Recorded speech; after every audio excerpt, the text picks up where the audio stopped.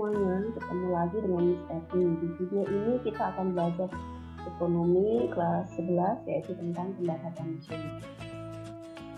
Pokok materi yang akan kita bahas kali ini adalah yang pertama adalah pengertian pendapatan nasional, kemudian manfaat perhitungan pendapatan nasional, faktor-faktor yang mempengaruhi pendapatan nasional, dan yang terakhir adalah komponen pendapatan nasional.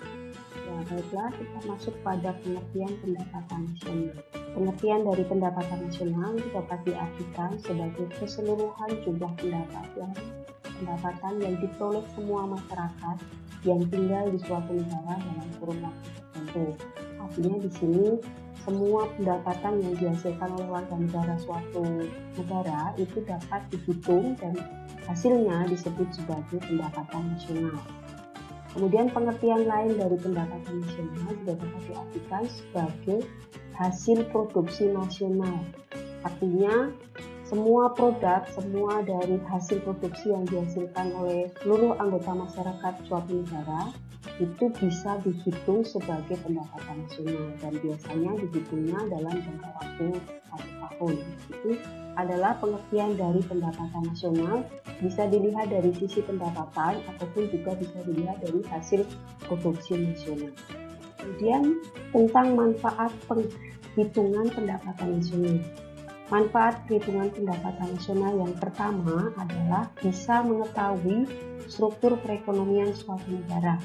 Artinya ketika suatu negara itu menghitung pendapatan nasional, maka dari hasil perhitungan itu dapat diketahui struktur perekonomian suatu negara itu apakah struktur ekonominya agraris ataupun industri. Maksudnya misalnya kalau dari hasil perhitungan pendapatan nasionalnya itu semuanya dari hasil pertanian, maka dapat dikatakan bahwa struktur ekonomi suatu negara itu adalah agraris. Kemudian manfaat yang kedua adalah bisa membandingkan perekonomian antar negara. Jadi setiap negara itu di seluruh dunia pastinya mereka menghitung pendapatan nasional. Nah, dari hasil perhitungan pendapatan nasional itu bisa kita membandingkan perekonomian kita, misalnya Indonesia, itu apakah lebih baik dari perekonomian misalnya mana Malaysia atau misalnya dengan Jepang. Nah, itu bisa dilihat dari hasil perhitungan pendapatan nasional itu kita bisa membandingkan perekonomian kita.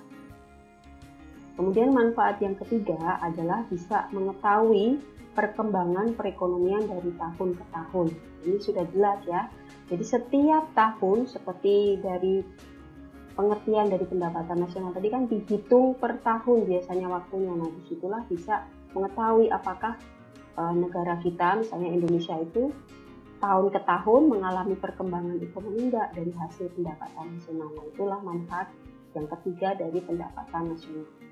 Kemudian yang terakhir, manfaat perhitungan pendapatan nasional itu bisa digunakan bagi pemerintah untuk mengambil kebijakan, misalnya kebijakan ekonomi misalnya yang berhubungan dengan pendapatan nasional tentang kegiatan ekspor atau tentang kegiatan produksi dan sebagainya, subsidi itu bisa mempengaruhi pendapatan nasional. Nah, di situ digunakan oleh pemerintah untuk mengambil kebijakan atau misalnya mengambil kebijakan yang berkaitan dengan perekonomian nasional.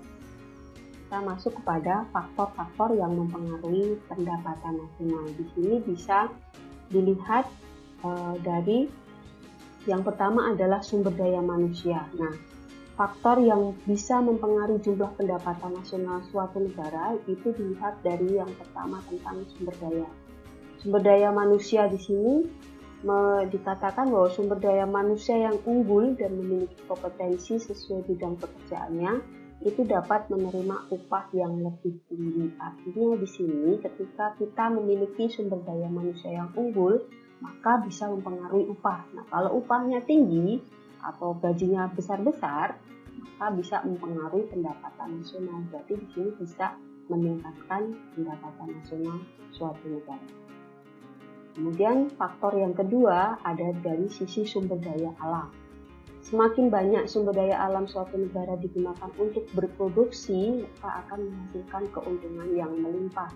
Contohnya Indonesia kan memiliki banyak sekali sumber daya alam Maka kalau itu diproduksi dengan baik, maka akan menghasilkan produk nasional, dan dari hasil produk nasional akan dihitung menjadi pendapatan nasional. Maka itu akan kelihatan bahwa kita pendapatan nasionalnya itu tinggi dan bisa menghasilkan keuntungan yang berlimpah. Kemudian faktor yang ketiga adalah ketersediaan modal. Suatu negara yang memiliki modal besar untuk mengelola sumber daya dan melakukan produksi dapat dipastikan pendapatan nasionalnya akan tinggi. Di sini jelas ya. Jadi kalau kita negara itu memiliki modal yang besar, maka akan bisa mengelola sumber daya yang ada, baik itu mengelola sumber daya manusia ataupun sumber daya alam, dan pastinya kalau bisa dikelola dengan baik maka akan menghasilkan pendapatan nasionalnya itu akan tinggi. Otomatis ini akan mempengaruhi pada struktur ekonomi, akan mempengaruhi pada kesejahteraan masyarakat. Setelah kita masuk pada materi komponen pendapatan nasional, apa saja yang masuk dalam komponen pendapatan nasional? Yang pertama adalah GDP. Mungkin kalian pernah mendengar istilah GDP dari membaca berita atau melihat berita di televisi tentang GDP. Nah, apa itu GDP?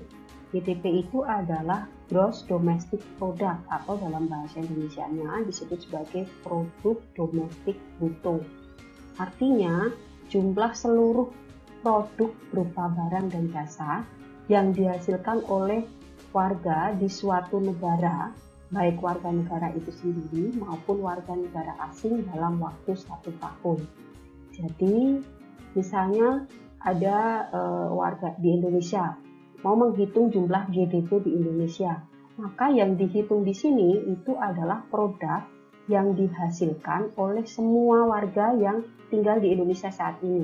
Misalnya di Indonesia ini saat ini ada orang dari Amerika, dari Jerman, dari Jepang, mereka bekerja di sini kemudian menghasilkan produk di sini. Nah, hasilnya itu dihitung dengan jumlah juga dihasilkan oleh warga negara Indonesia, disebut dengan GDP.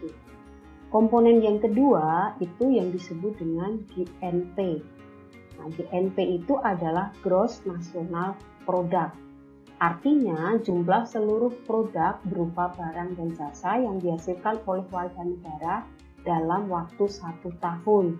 Nah, bedanya apa di sini dengan GDP tadi? Kalau GNP itu adalah semua produk berupa barang dan jasa yang dihasilkan oleh warga negara.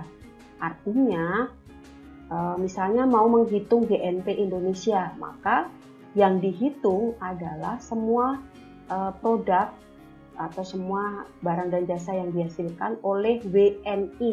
Artinya berarti WNI yang ada di Indonesia maupun WNI yang ada di luar negeri. Misalnya ada orang Indonesia bekerja di Jerman, bekerja di Jepang, bekerja di Amerika, hasilnya mereka itu dijumlahkan dengan semua yang ada di dalam negeri disebut sebagai GNP. Jadi jelas ya perbedaannya antara GDP dengan GNP. Kalau tadi GDP itu adalah semua warga di suatu negara, baik itu WNI maupun WNA, itu disebut dengan GDP. Kalau GNP, semua produk yang dihasilkan oleh warga negara, jadi semua WNI yang ada di dalam negeri maupun yang ada di luar negeri, itu disebut dengan GNP. Sebelum masuk ke komponen yang ketiga, di sini ada rumusnya untuk menghitung GNP, yaitu GNP sama dengan GDP dikurangi pendapatan faktor neto luar negeri. Nah, yang disebut dengan pendapatan faktor neto dari luar negeri ini adalah pendapatan warga negara WNA di dalam negeri dikurangi dengan pendapatan WNI di luar negeri. Jadi untuk mengetahui hasil GNP-nya itu bisa dihitung dengan rumus seperti ini. GDP dikurangi pendapatan faktor neto luar negeri. Jadi akan diketahui hasil benar-benar GNP itu adalah yang dihasilkan oleh warga negara. Komponen ketiga dalam pendapatan nasional adalah NNP. NNP itu adalah Net National Product. merupakan hasil produksi yang dihasilkan oleh suatu negara setelah dikurangi dengan penyusutan modal. Jadi rumusnya untuk memperoleh NNP adalah NNP sama dengan GNP dikurangi penyusutan modal. Komponen berikutnya adalah NNI. NNI atau istilahnya adalah Net National Income merupakan NNP setelah dikurangi dengan pajak tidak langsung. Jadi untuk memperoleh hasil NNI, rumusnya adalah NNI sama dengan NNP dikurangi pajak tidak langsung. Komponen berikutnya setelah NNI adalah PI. PI merupakan personal income, adalah pendapatan yang secara formal diterima oleh masyarakat. Nah, untuk menghitung hasil PI, rumusnya adalah NNI sama dengan PI sama dengan NNI dikurangi dana sosial ditambah dengan pajak perusahaan, laba ditahan, iuran asuransi ditambah dengan transfer payment.